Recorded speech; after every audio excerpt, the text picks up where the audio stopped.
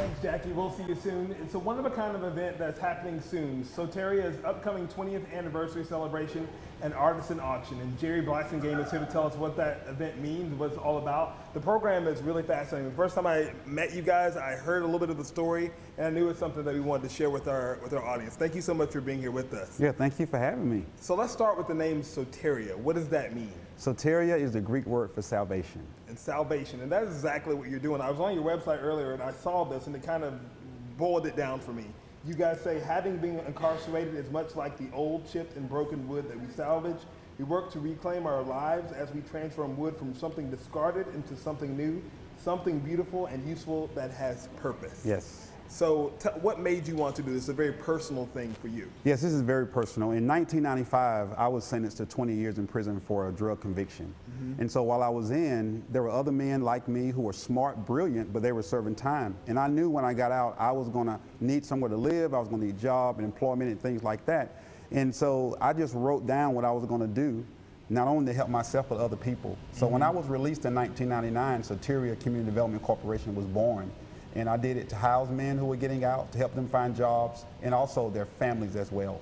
And 20 years later, I mean, could you have imagined what this program has done in the lives of men all over the area? Oh my God, it is surreal to be standing here, to knowing that we've helped over 5,000 men and women over the last 20 years to reclaim their lives. Wow, and we have some of the pieces here on set of the things that they've built, and using their hands and kind of, like you said, using that reclaimed wood to reclaim pieces of their lives too. So share some of the things that they build, and are all of them carpenters by, No, actually, this is a job training program. Every now and then we will get a guy who has some carpentry skills, and it's mostly in just building houses, but this is art. Yeah. This is creative. My background is architecture engineering. I was arrested while I was in college the first time, and so when I got out, I could not go back to school because I couldn't get a Pell Grant because of my criminal conviction. And so I just started a nonprofit, and woodworking has always been a passion of mine. And so we teach the men in our program how to do this. I design most of the work, and they do all of the building. I started out doing the building, but now my life is so busy, I'm not in the shop a whole lot, but I'm still there. But they, bird houses, like, things like this. Caddy right here, the blessed sign. All this is from local source reclaimed wood from local barns and buildings in the Greenville area. This stuff would have been in a landfill, but we are reclaiming it to make use of it for the good, the way we reclaim these men's lives who could have been spending the rest of their life in prison. And I love that symbolism, taking something that would have been thrown away or something that has no use, right, and then reshaping it and giving it some different purpose in life, which is great. Yes. So these are some of the items that they make. Let's say people want to buy some of these. You guys have a big event that's coming up that's celebrating your 20th anniversary, where they can come out and support the program and pour back into it. Because I'd imagine something like this takes a lot of resources to keep it going. Yes, it does. So we are having a 20-year celebration, an artisan auction, next Thursday at 6 o'clock at the Rutherford.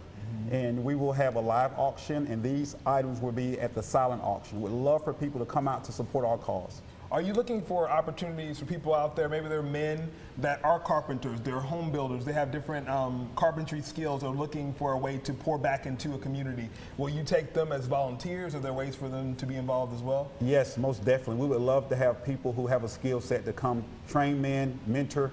I'm here today because people stepped up to the plate years ago to mentor and train me.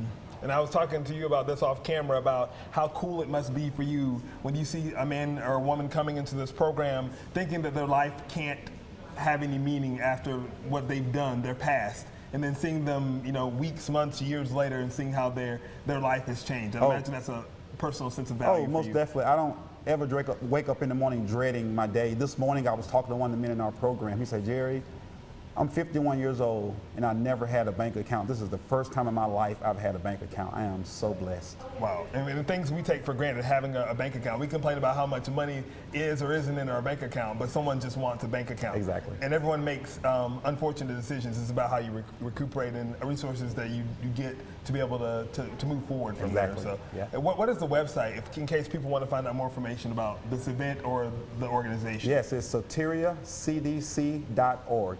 Thank you so much. Jerry, what an amazing work that you're doing over there, and I can't wait to be more involved with the program. Thank you so much. We appreciate it. Thank you, DeMarcus. Really appreciate you having me on the show. Of course.